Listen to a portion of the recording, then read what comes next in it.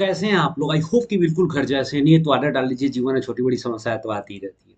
आज के इस वीडियो में हम लोग बात करने वाले 10th क्लास के इतिहास का दूसरा चैप्टर, समाजवाद, साम्यवाद और रूस की क्रांति का ऑब्जेक्टिव वर्जन। आपको पता है कि हम लोग सब्जेक्टिव जितने भी था आपका चैप्टर का, मतलब जो कंसेप्ट था चैप्टर का, वो पूरे के पूरे हम लोग पोस्टमार्टम कर दिए हुए हैं। अब जो है उससे कितने इंपॉर्टेंट ऑब्जेक्टिव निकल रहे हैं ना, उसका इस वीडियो में हम लोग पोस्टमार्टम करेंगे। हालांकि ये वीडियो एक में, मतलब पूरा का पूरा ऑब्जेक्टिव एक ही में नहीं हो सकता है, इसलिए क्योंकि लगभग 60+ ऑब्जेक्टिव होगा, तो ये लंबा वीडियो हो जाएगा। हम कोशिश करेंगे कि ये वीडियो को 2 बार में करके हम खत्म करेंगे पूरे चैप्टर को। तो आज के इस वीडियो में हम लोग 20+ क्वेश्चंस को देखेंगे लगभग लगभग, क्योंकि क्या हो रहा है कि नेटवर्क भी प्रॉब्लम, नेटवर्क जो है फ्लक्चुएट कर रहा है, कभी आ रहा है कभी जा रहा है, तो प्रॉब्लम हो रहा है। देखिए मेरा पिक्चर बार बार आ रहा होगा, जा रहा होगा फोटो इसमें, ठीक है ना। तो आज थोड़ा सा हम लोग 20+ लगभग लगभग 30 तक क्वेश्चन करेंगे। बाकी जितने भी बाकी होगा जो हो, वो हम लोग नेक्स्ट वीडियो में कवर करेंगे, ठीक है ना। तो चलिए बिना किसी समय गंवाए मिल के मचाते हैं बवाल विद बहुत सारा सवाल। देखिए आपको पहले भी बोले थे कि ये मेरा नया चैनल है। आप सभी भाइयों से मेरा यही गुजारिश रहता है, अनुरोध रहता है भाई साहब मेरे, कि कम से कम आप लोग सपोर्ट कीजिए इसमें, ठीक है ना। इस चैनल को आगे बढ़ाया जाए और मिल करके बवाल मचाया जाए, क्योंकि जो भी चीज है, जितना भी है, वो सब का हम लोगों ने पहले ही डिसाइड किया हुआ था कि जितने भी चीजें हैं सबको अब हम लोग मिल करके जो है ना कंप्लीट करेंगे। सारे सिलेबस जो भी है अपना एसएसटी आर्ट्स में जो भी है ना, उसको बवाल मचाएंगे लोग, ठीक है ना। समय लगेगा थोड़ा सा, लेकिन जो भी पढ़ेंगे एकदम ऑथेंटिक बवाल तरीका से पढ़ेंगे, ठीक है ना। तो चलिए हम लोग इसके ऑब्जेक्टिव को हम लोग शुरू करते हैं। आपको पता है भाई साहब, देखिए समाजवाद, साम्यवाद और रूस की क्रांति, ठीक है ना। ये दो थोड़ा सा इंपॉर्टेंट है, आपको थोड़ा सा ध्यान में रखना है। बात समझ आया? इसमें जो है ना, आपको जो भी हम ऑब्जेक्टिव बता रहे हैं, जो भी आपको ऑब्जेक्टिव इसमें लिखा है, आप एक नोट्स बनाइए, नोट्स बना के रखिए। इससे क्या होगा कि आपको कभी भी रिवीजन करना होगा तो आसानी होगा, आराम से रिवीजन कर सकते हैं। कहीं बाहर गए हुए हैं, कहीं पे खेत में है, खलियान में है, भाई साहब कहीं पर भी है, अगर आपको लगता है कि इसका रिवीजन करना है, मोबाइल निकालिए, एकदम जो उसका क्वालिटी है एकदम लो कर दीजिए, नेट भी जल्दी खत्म नहीं होगा, और चला करके रख दीजिए, एक बार रिवीजन भी हो जाएगा। तो बहुत सारा आइडिया है, आपको कैसे पढ़ना है ये तरीका आपको देखना है भाई साहब, कैसे आपको बवाल मचाना है ये तरीका आपको वहां पे फॉलो करना है, ठीक है ना। किसी भी तरह से, किसी भी तरीका से भाई साहब मार्क्स अच्छा आना चाहिए, नॉलेज अच्छा होना चाहिए, बाकी सब तो ठीक है। तो चलिए अब हम लोग जो है इसका पूरे के पूरे कॉन्सेप्ट को तो हम लोग पिछले वीडियो में पढ़ लिए होते हैं, अब हम लोग ऑब्जेक्टिव शुरू करते हैं। पहला यहाँ पर बात आ रहा है मेरे भाई, खूब ध्यान से समझना। यहाँ पर मैं बदल लेता हूँ ना, एक ले लूँ किस कलर का, चलो यही ले लेता हूँ, ठीक है ना। तो आप देखिए करे क्या, वैसा आर्थिक व्यवस्था जिसमें उत्पादन के सभी साधनों पर राज्य का अधिकार हो। आपको पहले बताए थे कि आर्थिक व्यवस्था, अर्थव्यवस्था जो होता है ना, वो होता है आपको 3 तरह का। एक जो होता है पूंजीवादी, एक जो होता है समाजवादी, और एक होता है मिश्रित अर्थव्यवस्था। भारत में जो अर्थव्यवस्था है वो मिश्रित अर्थव्यवस्था है, ठीक है ना। अब देखिए यहाँ पर की बात तो वही हो रहा है ना, कि वैसा आर्थिक व्यवस्था जिसमें उत्पादन के सभी साधनों पर राज्य का अधिकार हो। यानी कहने का मतलब, जब वैसा अर्थव्यवस्था जिसमें सभी की सभी संपत्ति सरकारी होगी, ठीक है ना, राज्य का अधिकार होगा, तो उस तरह की व्यवस्था को हम समाजवादी अर्थव्यवस्था कहते हैं। लेकिन अगर मान लीजिए कि उत्पादन के सभी साधनों पर किसी व्यक्तिगत यानी किसी प्राइवेट व्यक्ति का अधिकार होगा, तो उसे पूंजीवादी कहेंगे। और जब दोनों मिल के करेगा तो उसे मिश्रित, जैसे भारत में है। तो इसलिए यहाँ पे क्या कर रहे हैं, राज्य का अधिकार कह रहे हैं। तो जब राज्य का अधिकार कहेगा या समाज का अधिकार, तो समाजवादी हो जाएगा। इतना बात क्लियर रखिएगा, कंफ्यूजन मत रखिएगा। दूसरा, समाजवादी विचारधारा रखने वाले लोगों को समाज के प्रति क्या विचार था, क्या विचार था, यानी जो समाजवादी लोग होता है, जो समाजवाद के उस मतलब समाजवाद के समर्थक होते हैं, उनका समाज के प्रति क्या विचारधारा होता है, क्या सोचते हैं समाज के प्रति। तो उनका जो मेन होता है वो आर्थिक समानता। वो चाहते हैं कि समाज में जो है ना, आर्थिक विसमानता, यानी समाज में जो है कुछ लोग, मतलब कि पैसा के मामले में, धन के मामले में एकदम अति संपन्न नहीं हो जाए, उनके अरबपति नहीं हो जाए, खरबपति नहीं हो जाए। और कुछ लोग जो है एकदम से मतलब कि उनको एक वक्त के खाने के लिए पैसा नहीं रहता है। तो ऐसा समाज में नहीं होना चाहिए। समाज में एक क्या होना चाहिए, सिमिलरिटीज होना चाहिए। समाज में धनी गरीब हो सकता है, लेकिन इतना भी कोई गरीब नहीं होना चाहिए कि उसको एक वक्त खाने के लिए नहीं हो, मतलब कि बेचारा तरस रहा हो। और कोई ऐसा व्यक्ति है हमारे ही समाज में जो अरबपति है, खरबपति है, हमसे अच्छा जिंदगी उनका जो है कुत्ता, उनका जो है उनके उनके पालतू जीव जो है अच्छा जीवन जी रहे हैं। बस समझ नहीं, ऐसा समाज में नहीं होना चाहिए। अगर ऐसा होता है तो जो बड़े बड़े लोग होंगे, जो पूंजीपति लोग होंगे, वो गरीब लोगों का शोषण करेंगे हमेशा, ठीक है ना। तो इसीलिए इसी बात को सोच करके समाजवादी जो लोग थे ना, वो चाहते थे कि आर्थिक समानता क्या हो, समाज में स्थापित हो, और इसको राज्य जो है इसको मेंटेन करे। दूसरा, समाजवाद शब्द का पहली बार प्रयोग कब में लाया गया था? देखिए 1827 ईस्वी में समाजवाद शब्द का पहली बार प्रयोग किया गया था। क्वेश्चन पूछेगा समाजवाद विचारधारा का उत्पत्ति कब से माना जाता है? तो याद रखिएगा औद्योगिक क्रांति के बाद। औद्योगिक औद्योगिक क्रांति के बाद, ठीक है ना। यानी समाजवाद का उत्पत्ति कब हुआ था? तो औद्योगिक क्रांति के बाद, ध्यान में रखिएगा आप हमेशा, क्योंकि औद्योगिक क्रांति के बाद जो है ना पूंजीवाद का उदय हुआ। बात समझे कि नहीं? और पूंजीवाद के फलस्वरूप जो हुआ ना, ये समाज हमारा वो पूंजीपति और एक मजदूर वर्ग में डिवाइड हुआ। और जब ऐसा हुआ तो समाज में नई विचारधारा आई जिसको समाजवाद कहा जाता है, ठीक है ना, पूंजीवाद के खिलाफ में। अगला, समाजवाद का उदय निम्न में से किस घटना के बाद माना जाता है? अभी जस्ट हम लोग बात की औद्योगिक क्रांति। दूसरा बात देखते हैं, खरा औद्योगिक क्रांति सर्वप्रथम कहाँ हुआ था? देखिए औद्योगिक क्रांति सर्वप्रथम इंग्लैंड में हुआ था। बात समझे कि नहीं? 18वीं शताब्दी में, मध्य 18वीं शताब्दी में। क्वेश्चन पूछेगा इंग्लैंड में किस उद्योग से? तो याद रखिएगा वस्त्र उद्योग से शुरू हुआ था क्या? औद्योगिक क्रांति। फिर धीरे धीरे धीरे धीरे पूरे विश्व में फैल गया ये औद्योगिक क्रांति। अगला क्वेश्चन क्या रहेगा? कार्ल मार्क्स के पहले के समाजवादी विचारकों को क्या कहा जाता है? यानी कि जो कार्ल मार्क्स थे, कार्ल मार्क्स के पहले के जो समाजवादी विचारक थे उनको आदर्शवादी, स्वप्नदर्शी, यानी ए प्लस बी आपका दोनों हो जाएगा। यानी कार्ल मार्क्स के पहले के विचारधारा वाले जो समाजवादी विचारधारा मतलब कि समाजवाद के समर्थक थे, समाजवाद के विचारक थे, उनको कहा गया आदर्शवादी, स्वप्नदर्शी, ठीक है ना। क्यों कहा गया? क्योंकि उनकी जो आइडिया था, उनका जो विचार था वो काफी आइडियल था। बात समझ रहे? काफी एक तरह से आदर्शवादी था, इसीलिए उनको आदर्शवादी कहा गया, स्वप्नदर्शी कहा गया, ठीक है ना। रियल में एग्जिस्ट नहीं कर सकता था, इतना ज्यादा आदर्श था कि, तो उनको समाजवादी। कार्ल मार्क्स या कार्ल मार्क्स के बाद के जो विचारक थे उनको साम्यवादी, या फिर उनको कहा गया आधुनिक समाजवाद के विचारक, ठीक है। अगला बात करेगा, वैज्ञानिक समाजवाद किसे कहा जाता है? देखिए वैज्ञानिक समाजवाद किसको कहा जाएगा? जो आधुनिक समाजवाद है, आज के समय का जो समाजवाद है, उसे ही हम लोग क्या कहेंगे? उसे ही कहेंगे हम लोग साम्यवाद प्लस आधुनिक समाजवाद, यानी ए प्लस सी। आंसर नंबर डी हो जाएगा। साम्यवाद होगा, चाहे आधुनिक समाजवाद होगा, चाहे वैज्ञानिक समाजवाद होगा, वैज्ञानिक समाजवाद, समाजवाद, वो तीनों एक ही नाम है, इसलिए ध्यान में रखिएगा। इसका जनक किसको कहेंगे? वैज्ञानिक समाजवाद या आधुनिक समाजवाद या साम्यवाद। इसको इस पूछेगा, इस तीनों में से कोई भी पूछेगा, तीनों तो एक ही होगा, तो इसका जनक होंगे कार्ल मार्क्स, कार्ल मार्क्स। कहेगा क्या आदर्शवादी समाजवाद के जनक कौन है? तो Robert Owen, Robert Owen, Robert Owen. ये इंग्लैंड में भी समाजवाद के जनक माने जाते हैं। कहेगा क्या इंग्लैंड में समाजवाद के जनक किसको कहा जाता है? तो रॉबर्ट ओवेन को, ठीक है ना। ध्यान में रखना है इस तो बात, बहुत ही इंपॉर्टेंट बात है। अगला क्वेश्चन करेगा, आधुनिक समाजवाद या वैज्ञानिक समाजवाद या साम्यवाद का जनक किसे कहा जाता है? अभी तो जस्ट बात हम लोग की है, कार्ल मार्क्स को कहा जाता है, ठीक है ना।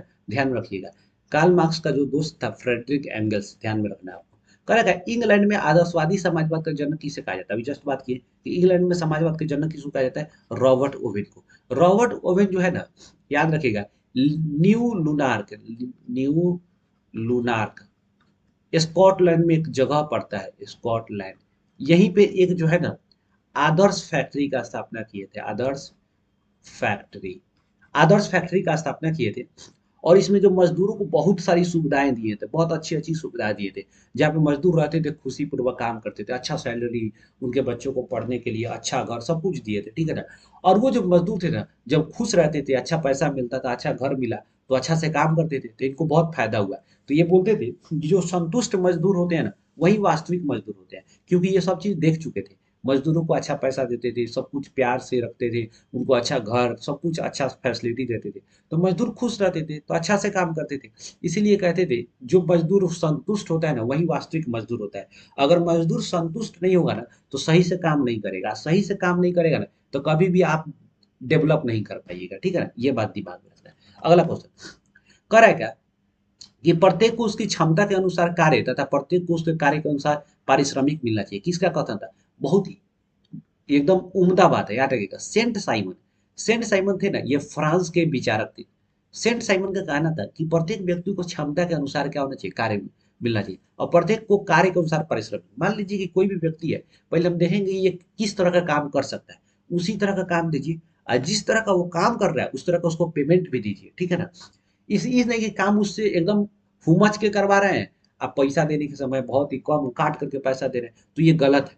इसलिए सेंट साइमन कहते थे कि प्रत्येक व्यक्ति को उसके क्षमता के अनुसार कार्य करना चाहिए तथा उसके कार्य के हिसाब से उसे पैसा भी मिलना चाहिए, ठीक है ना। तो ये कथन किसका है? Saint Simon. सेंट साइमन कहाँ के विचारक थे? तो फ्रांस के। लुई बेला भी फ्रांस के थे। अच्छा, सेंट साइमन इस विचारधारा का समर्थक कौन थे? तो याद रखिएगा, Charles Fourier. Charles Fourier. Fourier कहा क्या क्या कि सेंट साइमन के विचारधारा के समर्थक कौन थे? तो चार्ल्स फूरिये। ये भी फ्रांस के ही थे, ठीक है। अगला क्वेश्चन कह रहा है संतुष्ट श्रमिक की वास्तविक श्रमिक, अभी जस्ट बात की है, कौन किए थे? Robert Owen. ये इंग्लैंड के कौन थे? उद्योगपति। अगला, चार्टिस्ट आंदोलन किस वर्ष हुआ था? देखिए, चार्टिस्ट आंदोलन जो हुआ था वो आपको ब्रिटेन में हुआ था। 1838 ईस्वी में चार्टिस्ट आंदोलन हुआ था। ध्यान रखिएगा, ब्रिटेन में सबसे पहले क्या हुआ? औद्योगिक क्रांति। जब औद्योगिक क्रांति वहां पे हुआ तो एक दिमाग लगाने के लिए बोल रहा है, ठीक है ना, थोड़ा सा ट्रिक के लिए। तो औद्योगिक क्रांति अगर वहां पर हुआ पहले, तो जाहिर सी बात है कि वहां पर सबसे ज्यादा उद्योग होगा। यानी कहने का मतलब, जब उद्योग ज्यादा होगा तो वहाँ लेबर ज्यादा होगी। जब वहां पर बहुत ज्यादा मजदूर होंगे, लेबर होंगे, तो जाहिर सी बात है वहाँ क्लेश होगा, समस्या उत्पन्न होगी, तो वो लोग आंदोलन करेंगे। इसीलिए ब्रिटेन में जो आंदोलन शुरू होता है, चार्टिस्ट आंदोलन, वो मजदूरों के द्वारा शुरू हुआ था। कब हुआ था? 1838 ईस्वी में। इतना बात तो क्लियर हो जाएगा ना यार। अगला देखो, करे क्या, कार्ल मार्क्स का दोस्त कौन था? कौन था? बात समझिए, कार्ल मार्क्स का दोस्त कौन था भाई साहब? Frederick Engels. ये वाला याद रखिएगा, फ्रेडरिक एंगेल्स। एक मिनट, थोड़ा सा मैं ना इसको, हाँ, फ्रेडरिक एंगेल्स। हम अलग कर दे रहे हैं ना ताकि आपको दिखाई देगा, आप छापिएगा। अगला क्वेश्चन, कार्ल मार्क्स का जन्म कब हुआ था? देखिए, कार्ल मार्क्स का जन्म हुआ था 1818 ईस्वी को, 5 मई। 5 मई 1818 को जर्मनी, जर्मनी के राइन प्रांत में, ट्रियर राइन प्रांत, राइन प्रांत के ट्रियर नामक नगर में, ट्रियर नामक नगर में। जैसे किस तरह हम लोग का पटना है, तो पटना एक नगर हो गया। प्रांत की बात करें तो बिहार एक प्रांत हो गया, ठीक है ना। जर्मनी जैसा जैसे भारत हो गया, उसी तरह जर्मनी एक देश है, राइन प्रांत एक राज्य है, और ट्रियर एक नगर है, जैसे पटना हम लोग का है, ठीक है ना। तो 5 मई को हुआ था। इनके पिता का नाम क्या था? तो हेनरिक मार्क्स। Heinrich marks. देखिए, ये इनके पिताजी जो थे ना, पहले मतलब ये लोग यहूदी परिवार से पहले थे, ठीक है ना। बाद में इनके पिताजी जो है क्रिश्चियन धर्म को अपना लिए थे, ठीक है। ये पेशा से क्या थे? वकील थे। इसीलिए इनको पैसा का कमी धमी रहा नहीं। पहले ये अपना जो है कानून की शिक्षा, कानून यानी विधि की शिक्षा, लॉ की जो पढ़ाई किए थे, वो बॉन विश्वविद्यालय से किए थे। बॉन विश्वविद्यालय, तो यानी बॉन विश्वविद्यालय से क्या किए थे? ये विधि की शिक्षा ग्रहण किए थे। कौन? कार्ल मार्क्स, ठीक है ना। और बाद में वहां से हट करके आ गए बर्लिन में, बर्लिन विश्वविद्यालय में पढ़ाई की, और वहीं पे हीगल से बहुत ज्यादा प्रभावित हुए, ठीक है ना, हीगल के विचारधारा से। यानी हीगल के विचारधारा किताब पढ़े, उनके विचारधारा को पढ़े, तो काफी प्रभावित हुए थे। तो क्वेश्चन भाई मेरे क्वेश्चन घुमाएगा, कहेगा क्या कि कार्ल मार्क्स किसके विचारधारा से ज्यादा प्रभावित थे? तो हीगल। क्वेश्चन पूछेगा हीगल कौन था? तो हीगल जर्मनी का एक दार्शनिक था। ये दोनों क्वेश्चन एग्जाम में पूछा है, इसीलिए हम दे रहे हैं, ठीक है ना। तो दिमाग गड़बड़ाएगा, ठीक है भाई। हम जथी जथी बोल रहे हैं ना, वीडियो को वही जगह रोक, पॉज कर, ठीक है ना, और ओकरा बाद लिख, ठीक है ना। फालतू के दिमाग मत लगा, नहीं तो बुरा में फालतू पे चल जाएगा। इसलिए आराम से हम जो बोल रहे हैं उसको लिख आराम से। करेक्ट है, कम्युनिस्ट मैनिफेस्टो या साम्यवादी घोषणा पत्र किस वर्ष? देखिए, कार्ल मार्क्स ने क्या किया था, 1843 में अपनी गर्लफ्रेंड से शादी किया, बात समझिए। उसके बाद 1844 में एगो फ्रेंड से मिला, कहाँ पे? थी पे लंदन में, नहीं नहीं नहीं, पेरिस में, पेरिस में। पेरिस में एक दोस्त मिला जिसका नाम फ्रेडरिक एंगल्स था। जीवन भर इसका दोस्ती रहा। 1848 में दोनों ने मिलकर एक पत्रिका छापा। उस पत्रिका का नाम था साम्यवादी घोषणा पत्र। साम्यवादी घोषणा पत्र, ठीक है। इसी को इंग्लिश में कहा गया कम्युनिस्ट मैनिफेस्टो, ठीक है। ये इतना ज्यादा फेमस हुआ कि उसी के बाद जो है ना पूरे विश्व में समाजवाद का क्या हो गया? डंका बज गया। पूरे विश्व में समाजवाद फेमस हो गया। इसीलिए कम्युनिस्ट मैनिफेस्टो को साम्यवादी यानी साम्यवाद या समाजवाद का जनक भी कहा जाता है, या जननी भी कहा जाता है। इसलिए याद रखिएगा, इसका प्रकाशन कब हुआ था? 1848 ईस्वी में। फ्रांस की क्रांति भी हुई थी, इसलिए ध्यान रखिएगा। 1848 ईस्वी में क्या हुआ? कम्युनिस्ट मैनिफेस्टो यानी साम्यवादी घोषणा पत्र का प्रकाशन हुआ। किसने किया था? तो कार्ल मार्क्स और फ्रेडरिक एंगल्स ने मिल के किया था। कहेगा क्या, समाजवाद का जनक किसको कहा जाता है, या फिर साम्यवाद का जनक कहेगा तो किसे कहा जाता है? तो कम्युनिस्ट मैनिफेस्टो को कहा जाता है, ठीक है। अगला क्वेश्चन करेगा, आधुनिक समाजवाद का जनक किसे कहा जाता है? वही बात है, साम्यवादी घोषणा पत्र। अभी जस्ट हम लोग बात की, ठीक है ना। मेरा पिक्चर बार बार कभी आ रहा होगा, कभी जा रहा होगा, इग्नोर करा, मेरे पिक्चर से कुछ होने जाने वाला नहीं है। अभी हम जो पढ़ा रहे हैं उस पर ध्यान दे भाई, ठीक है ना, और उस पर तुम भी ध्यान दो, ठीक है ना, उसके पिक्चर से तुम्हारे कुछ होने जाने वाला होगा तुम्हारा, मेरे क्या, समझे कि नहीं। तो इसलिए ध्यान देना। अगला बात कह रहा है समाजवादियों का बाइबिल किसे कहा जाता है मेरे भाई। देखना, समाजवादियों का Bible Das Kapital, Karl Marx ने एक किताब लिखा जिसका नाम था दास कैपिटल। 1867 ईस्वी में इसका प्रकाशन किया गया, फर्स्ट प्रिंट। हालांकि 3 गो भाग में किया गया था, लेकिन पहला 2 गो भाग जो इसके मरने के बाद हुआ, 1883 में तो इसका मृत्यु हुआ था। 1867 में कार्ल मार्क्स का जो किताब था दास कैपिटल, इसको छापा गया। दास कैपिटल बहुत अच्छा किताब था समाजवादियों के लिए। थोड़ा सा ध्यान रुक जाओ, मोबाइल इधर उधर हो गया, देख ले रहे हैं। हाँ अभी तो ठीक लग रहा है, रुक जाओ, हाँ ठीक है।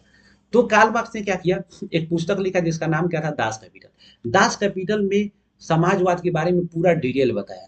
तो जो भी समाजवादी थे ना, वो समाजवादी दास कैपिटल को बहुत पसंद किए। दास कैपिटल समझ जाइए कि उनके लिए एक तरह से धर्म ग्रंथ बन गया। किस तरह, आप मान लीजिए हिंदू हैं तो आपके लिए धर्म ग्रंथ अलग है, मुस्लिम है धर्म ग्रंथ, ईसाई है धर्म ग्रंथ है, उनके लिए एक महत्वपूर्ण बुक है ना, बस हम नहीं, धर्म से रिलेटेड। उसी तरह जो समाजवाद के समर्थक है उनके लिए सबसे महत्वपूर्ण जो बुक था वो दास कैपिटल बन गया। इसीलिए समाजवादियों का बाइबिल कहा गया। बाइबिल का मतलब धर्म ग्रंथ हुआ ना एक तरह से।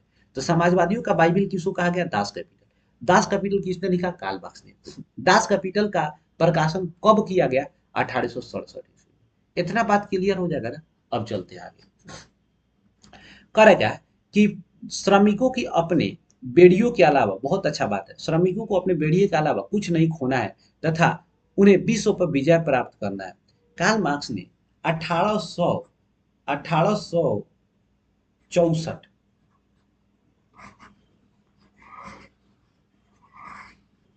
1864, नहीं नहीं, ये वाला घटना नहीं था, इसको अभी रहने दो। कार्ल मार्क्स ने क्या किया, जो प्रथम सम्मेलन किया गया था, याद रखना, पेरिस में।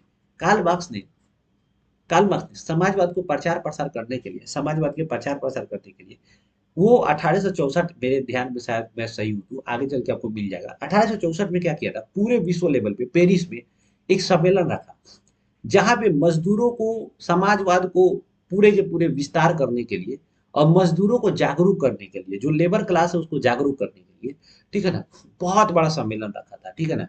और उसी समय ये भाषण दिया था कि श्रमिकों को अपने बेड़ियों, बेड़ी करने का मतलब छोटा सा घर, मान लीजिए झोपड़ी, ठीक है ना, तो उसको खोने के अलावा और क्या है, और जीतने के लिए तो पूरी दुनिया है। इसलिए श्रमिकों को आगे आना चाहिए, अपने अधिकार के लिए लड़ना चाहिए, डरना नहीं चाहिए। क्योंकि श्रमिक आज नहीं बाहर निकलेंगे तो उनका शोषण हमेशा जीवन भर करते रहेंगे ये पूंजीपति लोग, जो फैक्ट्री के मालिक है। इसीलिए वो बोला कि तुम्हारे पास खोने के लिए क्या है भाई, एक छोटा सा झोपड़ी है, लेकिन जीतने के लिए तो पूरी दुनिया है। खोना तो उनको है जो पूंजीपति लोग है, अरबपति, अरबपति खरबपति है, उनको डर होना चाहिए, तुमको किस बात का डर है। इसीलिए तुम बाहर निकलो और लड़ो इस दुनिया से जो तुम्हारा शोषण कर रहा है। तो किसने बोला था, कार्ल मार्क्स ने बोला था। अगला बात करा, दुनिया का मजदूरों एक होकर नारा किसने दिया, वही दिया था, कार्ल मार्क्स ने दिया था अपने भाषण में। अगला क्वेश्चन, कार्ल मार्क्स के अनुसार मानव इतिहास किस प्रकार का इतिहास है। कार्ल मार्क्स मानता था कि मानव का जो इतिहास है ना वो वर्ग संघर्ष का इतिहास है। मानव हमेशा, बात समझे कि नहीं, अपने आगे बढ़ने के लिए, वर्चस्व स्थापित करने के लिए हमेशा वो संघर्ष करते रहा है, लड़ते रहा है एक दूसरे से। बात समझिए कि हम सबसे आगे रहें, हम सबसे आगे रहें, ठीक है ना, हम सबसे धनी बन जाए, हम सबसे, बात समझिए, अमीर बन जाए, ताकतवर बन जाए, ठीक है। तो इसलिए वर्ग संघर्ष का इतिहास कहा था, कौन, कार्ल मार्क्स ने। अगला, कार्ल मार्क्स के अनुसार किस प्रकार का समाज होना चाहिए। तो कार्ल मार्क्स के अनुसार अनुसार जो है वर्ग विहीन समाज होना चाहिए और राज्य विहीन समाज होना चाहिए। यानी A+C, याद रखिएगा, वर्ग विहीन और राज्य विहीन। राज्य विहीन का मतलब सरकार नहीं होना चाहिए। कार्ल मार्क्स ने बोला कि अगर सरकार रहेगा ना तो हमेशा पूंजीपति का ये क्या करेगा, सपोर्ट करेगा। ये साला सुधरने वाला सरकार कभी जिंदगी में नहीं है, हमेशा पूंजीपतियों का ही साथ देगा।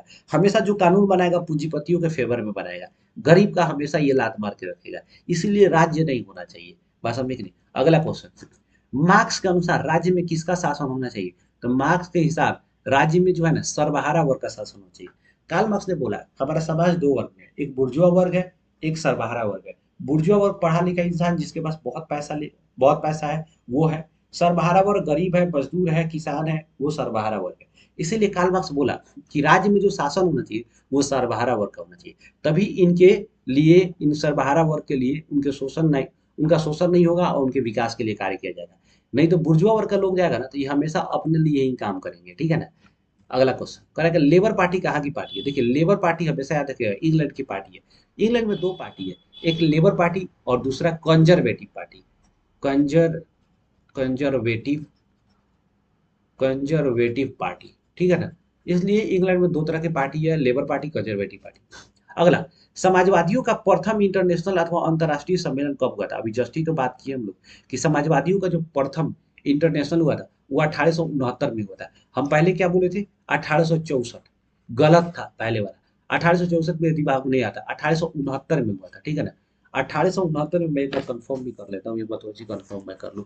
1864 में शायद नहीं हुआ था यार, थोड़ा सा रुक जाओ यार, क्योंकि कंफ्यूजन में हम नहीं रहना चाहते हैं, तुमको गलत भी नहीं बताना चाहते हैं। नहीं नहीं, 1864 में हुआ था भाई साहब, लंदन में हुआ था, बाद में हुआ पेरिस में। अच्छा अच्छा, ये लंदन में हुआ था, बाद में पेरिस में हुआ था। 1864 में हुआ था, ठीक है ना। यहाँ पे आंसर क्या होगा, 1864 में। कहाँ हुआ था, तो लंदन में हुआ था, ठीक है ना। लंदन में हुआ था, क्योंकि उस समय जर्मनी से कार्ल मार्क्स को भगा दिया गया था, क्योंकि उसकी सरकार इसका विचार इतना क्रांतिकारी था कि पूरे के पूरे लोग सरकार के विरोध करने लग जाते थे। इसीलिए जर्मनी की जो सरकार थी इसको भगा दिया था, और जाकर लंदन में ये रह रहा था। इसलिए प्रथम सम्मेलन कहाँ हुआ, लंदन में हुआ था, ठीक है ना। दूसरा सम्मेलन जो हुआ था 1889 में हुआ था, वो हुआ था, दूसरा सम्मेलन पेरिस में हुआ था, ठीक है ना। तीसरा सम्मेलन 1889 में दूसरा, 1919 में तीसरा सम्मेलन लेनिन के नेतृत्व में हुआ था, ठीक है ना। मास्को में, रूस की राजधानी मास्को में हुआ था। तो पहला 1864 कहाँ हुआ था, लंदन में। दूसरा 1889 कहाँ हुआ था, पेरिस में। तीसरा 1919 कहाँ हुआ था, मास्को में, ठीक है। इतना तो क्लियर हो गया। तो 1864 हो गया, आंसर क्या हो जाएगा, 1864, ठीक है। कोई दिक्कत नहीं, एकदम बिल्कुल बवाल तरीका से समझ गए। अगला क्वेश्चन करे क्या, अधिकार के बिना कर्तव्य नहीं और कर्तव्य के बिना अधिकार नहीं का नारा किसने दिया था। देखिए अधिकार के बिना कर्तव्य नहीं और कर्तव्य के बिना अधिकार नहीं, ये कार्ल मार्क्स ने बताया था। कार्ल मार्क्स ने ये नारा दिया था। ये जितना भी नारा आप देख रहे हो सब प्रथम इंटरनेशनल सम्मेलन में हुआ था, यानी फर्स्ट अंतर्राष्ट्रीय सम्मेलन में हुआ था। अगला, कार्ल मार्क्स का मृत्यु कब हुआ। कार्ल मार्क्स का मृत्यु 1883 ईस्वी को हुआ था, ध्यान में रखिएगा, ठीक है ना। और उसके मृत्यु के बाद दूसरा सम्मेलन रखा गया 1889 ईस्वी में। कहाँ पे रखा गया, तो पेरिस पे रखा गया था। पहला सम्मेलन 1864 में। 1867 में क्या हुआ था, तो दास कैपिटल का प्रकाशन हुआ था, ठीक है। अगला बात करा, द्वितीय अंतर्राष्ट्रीय संघ का बैठक कब हुआ था, तो 1889 ईस्वी, पेरिस में। अगला क्वेश्चन करा, अंतर्राष्ट्रीय मजदूर दिवस कब से मनाया जाता है। विश्व में पहली बार अंतर्राष्ट्रीय मजदूर दिवस 1 मई 1890 को मनाया गया था यूरोपियन देश में, क्योंकि इसी समय मजदूरों ने हड़ताल किया था यूरोप में, अमेरिका में जैसे देशों में, ठीक है ना, और बवाल मचाया हुआ था। अब लास्ट मेरा जो है, मोबाइल का डाटा ऑफ हो रहा है, ठीक है ना, और बैटरी भी ऑफ हो रहा है। इसीलिए हम दो क्वेश्चन और पढ़ाएंगे और यही पे थप करेंगे भाई साहब, ठीक है ना। नेक्स्ट वीडियो में फिर से हम लोग आगे बढ़ेंगे, एकदम बवाल मचा कर ठकाठक चलेंगे, ठीक है ना। अगला क्वेश्चन, प्रथम बार मजदूर दिवस कब मनाया गया, तो 1 मई 1890, 1 मई 1890। अगला क्वेश्चन, विश्व में सर्वप्रथम साम्यवादी सरकार का गठन कहाँ हुआ था, कहाँ हुआ था। याद रखिएगा, रूस में। पहली बार पूरे विश्व में साम्यवाद का गठन यानी साम्यवादी सरकार पहली बार कहाँ बना था, तो रूस में बना था। तो आई होप कि ये वीडियो बहुत अच्छा लगा तो लाइक कीजिए, नहीं और डिसलाइक कीजिए, चैनल को कंपल्सरी सब्सक्राइब कीजिए, दोस्त के पास जरूर शेयर करना। समझे कि तुम लोग बहुत कम मतलब कंजूसी करते हो शेयर करने, भाई शेयर और करो, ठीक है ना। कम से कम सब्सक्राइबर्स बढ़ाओ, भाई को सपोर्ट करो, थोड़ा सा हमको भी मोटिवेशन मिलेगा, आगे बढ़ेंगे यार, क्या हो जाएगा, सारे लोग बढ़ रहे हैं, हम भी थोड़ा सा आगे बढ़ गए, ठीक है ना, और बवाल मचा दे थोड़ा, ठीक है ना। तो चलो कोई बात नहीं है, सारा मोह माया है। मिलते हैं नेक्स्ट वीडियो में बवाल मचाते हुए, तब तक के लिए जय हिंद।